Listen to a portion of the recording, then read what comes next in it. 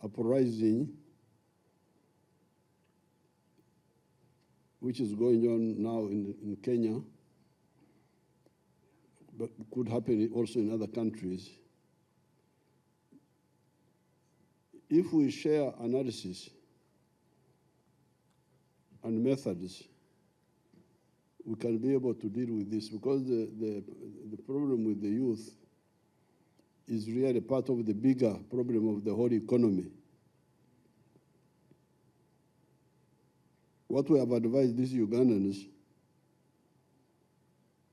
is that Uganda has got a lot of natural resources, as you can see. Water, land, minerals, everything is here. So we have got a lot of resources and a lot of potential. But the problem is conceptual. Conceptual, how to develop these resources. And this is not strange, because in all societies, you lose a lot of time trying to decide what to do. Here in Uganda, in the last almost 65 years, where we started as a student movement in the 60s, our conclusion has been that, first of all, Africa needs to go from the pre-capitalist mode of life, because remember, if you look at these countries, especially the ones with a lot of natural resources like Congo, like Uganda here, many of them, you find the majority of the people are not in the money sector. They are not in the commercial sector. They are in what they call subsistence economy. I don't know about Kenya, how it is, but in Uganda, by independence, I think only 4% of the homesteads were in the money economy. And especially if the country is rich, if it has got a lot of natural resources, people just stay in the villages, eating free food. Then after that, even the ones who are in the money economy,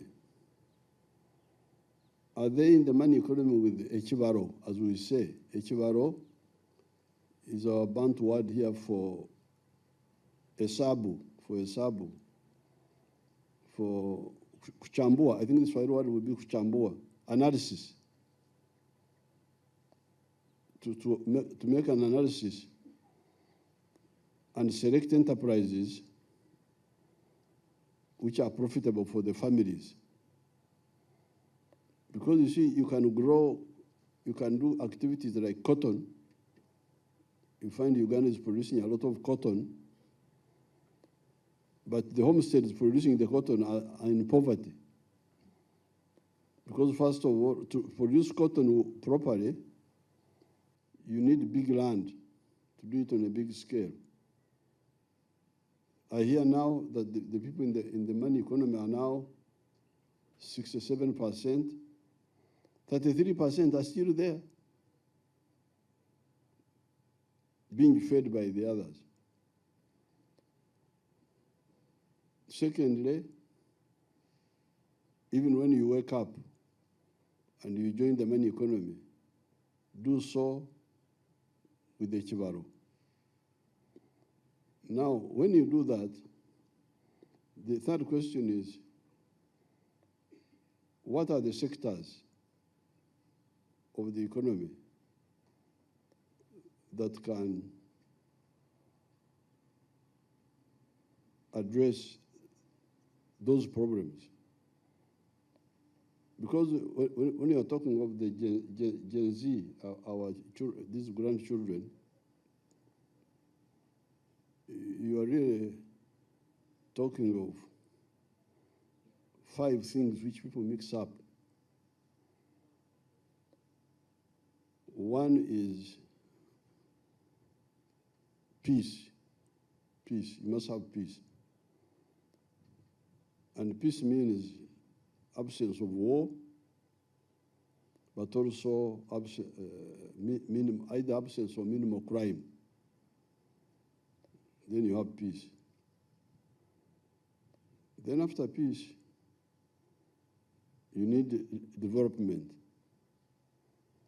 Development is referring to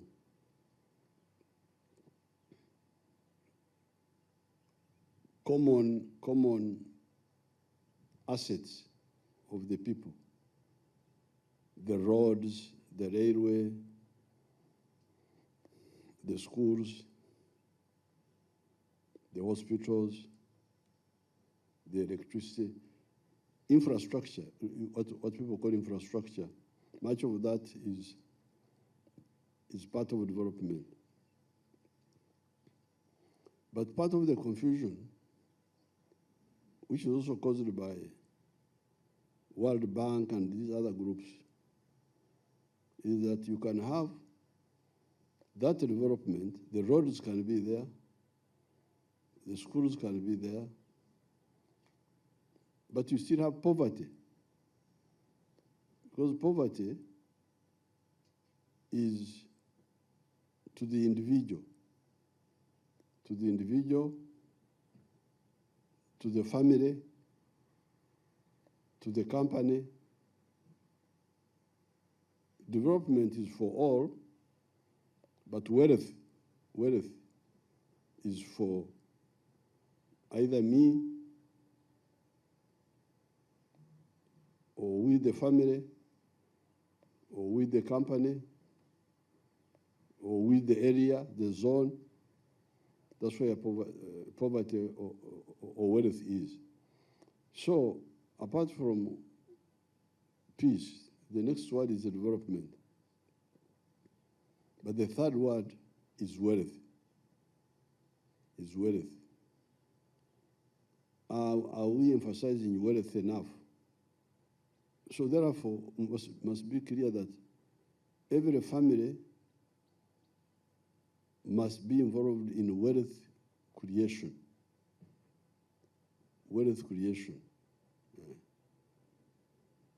Peace, development, wealth creation. Now, once you sort that one out, then what will happen? If the families are involved in wealth creation, all of them, and with the chibaro, with the sabu, kuchambua, the cultivation, then you will now have another product called jobs. Because the young people are always talking about, that's what they are talking about, jobs. Part of what they are talking about, jobs. So jobs cannot come by themselves. Jobs will come up because I am a farmer. I have used my land to create wealth.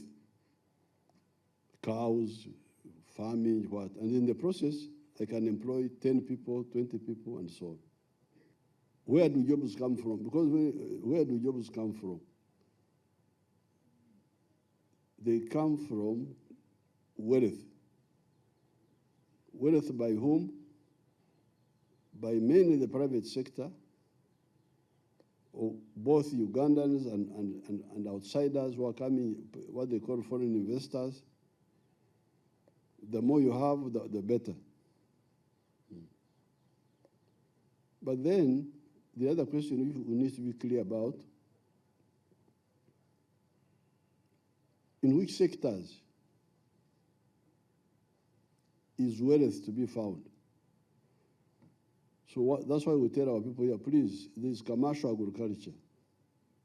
Then the second sector is manufacturing. Manufacturing. Now, this is where Africa,